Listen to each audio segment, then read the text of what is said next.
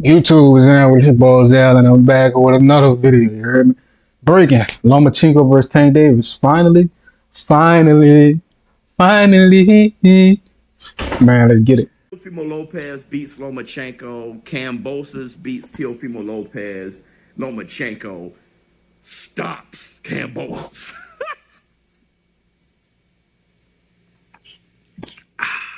Okay, Lomachenko. Lomachenko is back. You know, I won $6,000 last night, wagering $3,000 for Lomachenko to stop Kambosos. All of you in the war room who went on my bookie with me, that's my bookie, add your biz to the promo code. Who went on my bookie with me and placed the bet to stop Kambosos. All of us getting to the bag last night. That's the Black Two Sugars. Yeah! I won $6,000. Lomachenko by knockout. $6,000 on my bookie. Everybody place your bets on. Oh, shit.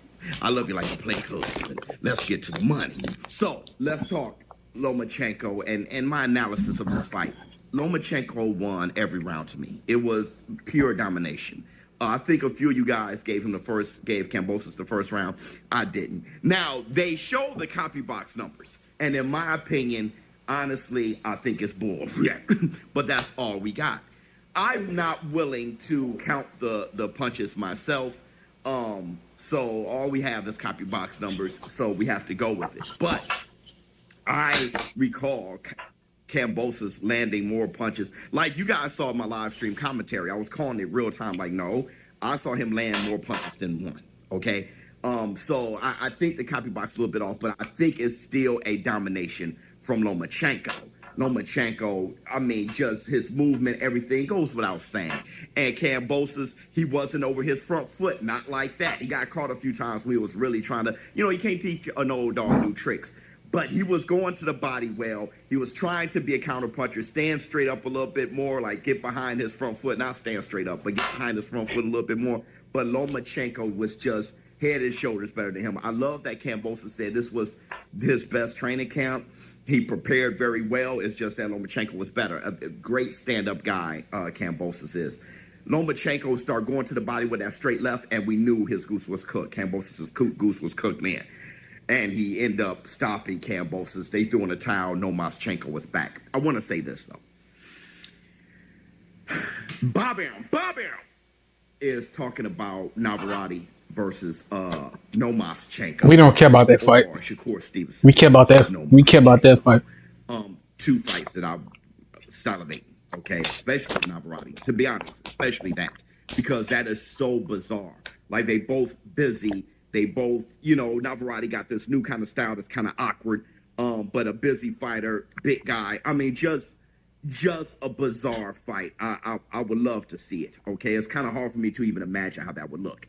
But you guys saw this tweet, Gervonta Tank Davis responding to a fan.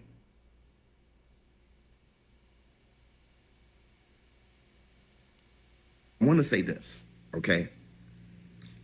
Gervonta been talking a lot of shit lately. But it seems like he's under the shadow of Floyd Mayweather, them beefing, them falling out, and they've been falling out for a while. To me, it looks like this is it. Okay, maybe Floyd Mayweather still has some financial investments tied into Gervonta Tank Davis, but I tell you what, Gervonta isn't, working with the advice, of Floyd Mayweather. It's not like Floyd Mayweather telling him to go left and right anymore. Gervonta Tank Davis, on his own, he wants that smoke. And there's a higher probability of finally getting Tank versus Lomachenko under these circumstances. And I want to say this. I know a few of you guys on Twitter were asking me how do I think that fight would go, especially after seeing Lomachenko last night. I got Tank. I do. I think Tank waits. Lomachenko hates that. Tank got more. He has more data, especially with the body shots. Kambosos was working to the body. Devin, the American Dream, Haney working to the body. You see Usyk, who is tied to Lomachenko, Papachenko and stuff. He doesn't like the body so much. So I think Tank, Tank's going to go to the body. You saw what he did with Ryan Garcia. So I think Tank's I think him stylistically, especially with this experience now. In their primes, maybe a different story. But right now, with Tank's Tank's still in his prime, dog. I don't know what you mean in their prime. Tank been in his prime for about 2 years now. Tank's still in his prime. Lomba out his prime. Tank's still in his prime. experience now and how he's fighting, he's just in his bag. I think we'll see with Frank Martin, because Frank Martin's a mover and stuff like that. Tank said himself, you got to get Frank out the way. I think, we'll see with Frank Martin, get a better idea. But as of right now, I have Tank. I want to say this, though. Lomachenko, Lomachenko is back, but Lomachenko never left. I think Lomachenko beat Devin the American Dream Haney. I would stick to that. Love you, boys. Haney's, they're my boys. Bill Haney, that's my brother. Love you like a play cousin. But that never dictates my analysis or my personal opinion. We're all individuals. We all alphas at the end of the day. And I do think Lomachenko beat Haney. I actually thought he gave him a boxing lesson. And that was no different than. Well, speaking about that body, you said he gave Haney a boxing lesson. Haney gave him a body lesson. You just said Lomachenko and Usyk in the Ukrainian fight, and they don't like that body weight. Guess what? Devin blew out Lomachenko in the body weight. He gave him about 40 to 50 body shots. Loma only had about 10. So when we talking about body work, I want you to be consistent. Devin Haney put that body work on him. He said Loma gave him a boxing lesson. Haney gave that boy a body lesson. Snatched his ribs from him. Doesn't blow up to junior middleweight or anything like that. Lomachenko, I think. But Teofimo didn't blow up the junior middleweight. And Teofimo still gave Loma a lot of problems.